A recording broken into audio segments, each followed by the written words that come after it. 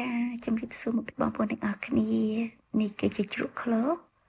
ចាជ្រក់នេះគឺថាមានរសជាតិប្រៃផ្អែមជូរហឹរហើយនឹងស្រួយបងប្អូនណា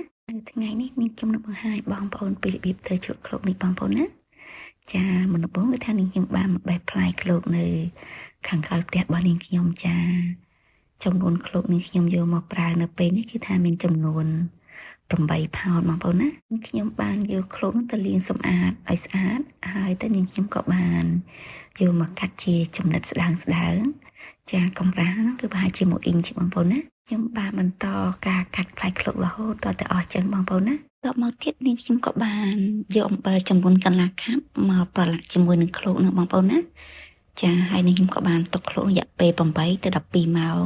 តបមកទៀតនាងខ្ញុំក៏បានយកឃ្លោកនោះមកចាក់ក្នុងកញ្ច្រែងដើម្បីបានស្រស់ទឹកបងប្អូនណាខ្ញុំក៏បានចាប់ផ្ដើមសង្កត់យកទឹកចេញបងប្អូនណាចាបន្តមកទៀតថានាងខ្ញុំបានយកត្បាល់ហើយនឹង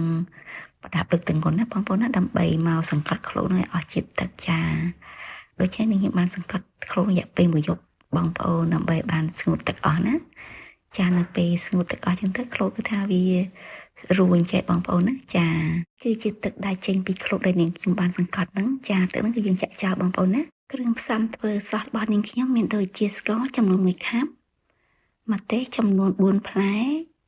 ខ្ទឹមសចំនួន15កំពឹសខ្ទឹមបារាំងចំនួនពាក់កណ្ដាលហើយទឹកស៊ីអ៊ីវចំនួន2/3ខាប់ចំណែកទឹកវិញគឺថានាងខ្ញុំប្រើចំនួន2ខាប់ចាឥឡូវនេះនាងខ្ញុំចាប់ដើមធ្វើទឹកសោះឲ្យបងប្អូនណាចានាងខ្ញុំបានយកម្ទេសហើយនឹងខ្ទឹមបារាំងយកមកហាន់ជាដុំតូចចាហើយបន្តមកទៀតគឺថានាងខ្ញុំបានយកខ្ទឹមសនោះមកហាន់ជាដុំតូចផងដែរនៅពេលហាន់រួចហើយនាងខ្ញុំក៏បានយកដាក់ក្នុងម៉ាស៊ីនដើម្បីឲ្យមកកិនរាងដុំតូចបន្តិចបងប្អូនណាចាបងប្អូនកុំគិតម៉ត់ពេកចា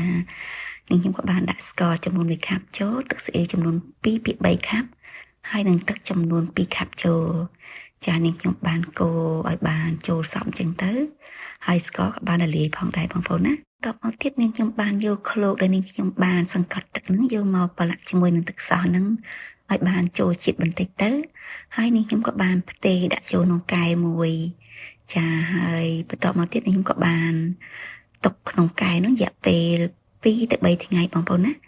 ចារយៈពេល2ថ្ងៃគេថាឃ្លោកនឹងអាចញ៉ាំបានហើយបងប្អូនបើសិនជាបងប្អូនចង់ញ៉ាំយ៉ាងជូរបន្តិចបងប្អូនដាក់វាថែមមួយថ្ងៃទៀតចឹងណាចាឃ្លោករបស់នេះខ្ញុំបានរួចរាល់ហើយគឺថាមានរសជាតិប្រៃជូរហឹរផ្អែមហើយស្រួយល្អបងប្អូនណាចានៅពេលបងប្អូនញ៉ាំនៅសល់បងប្អូនអាចយកដាក់ទូទឹកកកបានបងប្អូនណា